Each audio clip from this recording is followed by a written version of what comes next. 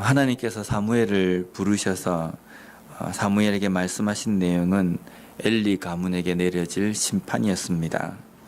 다음날 아침이 되어서 사무엘은 오늘 본문에 보면 엘리에게 그것을 알게 하기를 두려워하였다라고 이렇게 말씀하고 있습니다. 사무엘이 엘리에게 말하기를 두려워하였다. 이 뜻은 엘리를 두려워했다는 것이 아니라 그가 엘리에게 하나님께 받은 그 말씀을 말해야 되는 그 내용이 두렵고 아주 큰 일이기 때문에 그 말하기를 꺼려했다라고 이렇게 우리가 볼 수 있습니다. 만약에 하나님께서 사무엘에게 말씀하신 그 내용이 사무엘아, 너가 가서 그 엘리 집안에 이러한 죄악이 있으니까 회개하라고 이야기하라 라든지, 아니면 내가 엘리 가문에 이런 축복을 내릴 테니까 그에게 전하라 라고 만약에 하셨다고 한다면 사무엘은 주저없이 그 이야기를 전달을 했을 겁니다. 하지만 이 내용은 너무나도 두렵고 또 아주 큰 것이기 때문에 사무엘은 이 엘리에게 직접 말하기를 꺼려했다라고 이렇게 표현되어 있습니다. 우리는 보통 우리가 기도할 때 내 마음 가운데에 오는 응답이라든지 아니면 하나님께서 우리의 마음 가운데 주시는 어떤 메시지 같은 걸 이런 걸 느끼고 또 이렇게 받을 때가 있습니다. 그러면 우리는 이 이야기가 나에 대한 것이든 아니면 타인에 대한 것이든 나라와 국가에 대한 것이건 이런 것이건 하나님께 뭔가 받은 것 같다라고 생각이 들면 보통 어떻게 합니까? 말하고 싶어서 이게 안달이 납니다. 어떻게 해서든지 이걸 말하고 싶거든요. 내가 기도해 보니까. 또 요즘 잘 말하는 것이 내가 꿈에서 하나님께서 이렇게 하셨다, 이런 이야기를 하는데 정말 조심해야 될 내용입니다. 그 내용에 대해서 하나님께서 물론 꿈이나 환상이나 기도를 통해서 응답을 주실 수 있지만 그것이 이루어지기 전까지는 연약한 나이기 때문에 그것이 어떻게 하나님께서 진행해 나가실지 모르기 때문에 그것에 대해서 우리가 다른 사람들에게 이렇다 저렇다, 하나님께서 이렇게 말씀하셨다 저렇게 말씀하셨다, 이것은 정말 이게 조심스럽고 위험한 일입니다. 근데 사람들이 조금이라도 뭔가 기도하다가 그런 느낌이 딱 오기만 하면 막 말을 하고 그럼으로 인해서 교회 안에 시끄러워지기도 합니다. 왜 그렇게 말하고 싶어 합니까? 내가 그렇게 말해서 다른 사람보다 내가 뭔가 특별한 사람이라는 것을 과시하고 나타내려고 하는 겁니다. 목사인 제 입장에서도 만약에 목회를 하는데도 별로 그렇게 변화도 없는 것 같고 뭔가 어떤 그것도 없고 그러면 강단에 서가지고 제가 기도를 해보니까 하나님께서 이런 응답을 주셨습니다.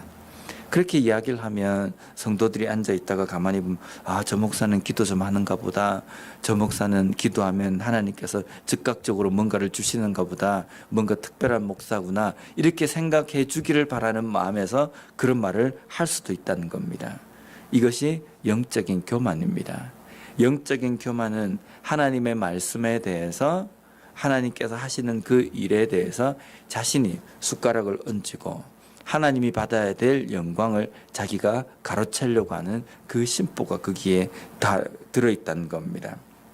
그래서 우리는 그 일에 대해서 어떤 문제에 대해서 내가 마음 가운데 어떤 느낌이 오거나 아니면 하나님께서 응답을 주셨다고 확신한다고 한다면 정말 그것이 하나님께서 이루시고자 원하시는 일이라고 한다면 우리는 지켜봐야 되고 또 그것을 통해서 내가 어떤 영적인 특별함이 있다는 것을 과시하려고 하는 마음에서 하지 않고 하나님께서 나로 하여금 이렇게 하라고 말씀하시는 것 같구나, 그래서 보이지 않는 데서 섬길 수 있는 방법이 뭘까, 하나님이 영광을 드러내고 나를 드러내지 않는 방법이 뭘까, 이것을 먼저 생각하는 것이 정말 진정한 하나님의 사람의 자세입니다.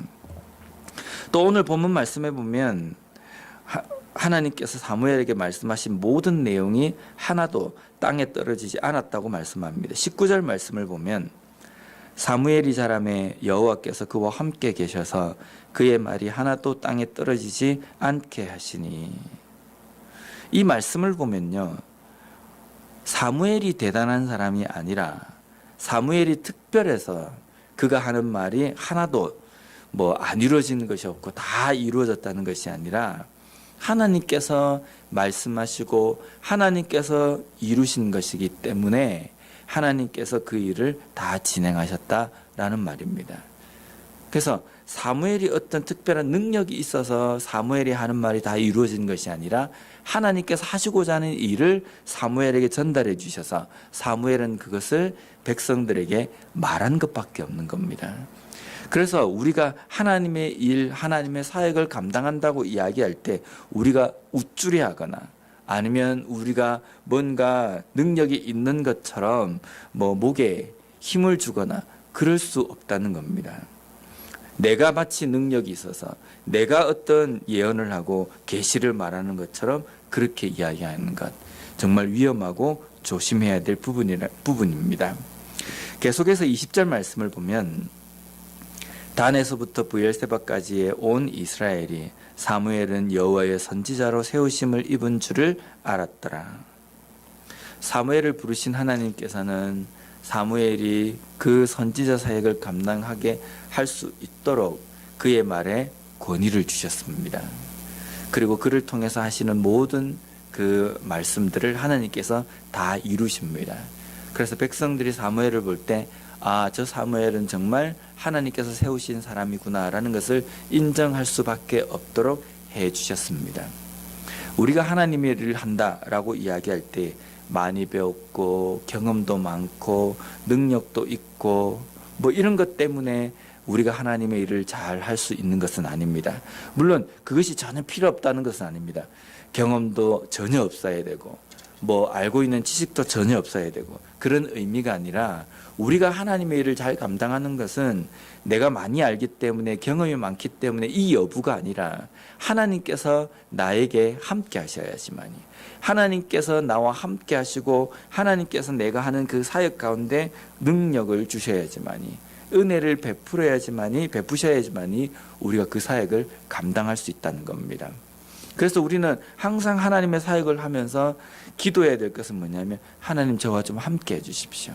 하나님 제 사역 가운데 하나님의 능력이 나타나게 해주십시오. 이렇게 기도해야 된다는 겁니다. 우리 교회가 하나님의 영광을 드러내기 위해서 하나님의 사역을 감당하는 교회가 되기 위해서 필요한 조건은 제일 중요한 것이 바로 하나님께서 우리 교회 가운데 함께 해주시기를 간구하는 겁니다. 하나님 우리 교회와 함께하여 주셔서 하나님의 영광을 드러내며 하나님의 일을 온전히 감당할 수 있는 그런 교회가 되게 하여 주십시오.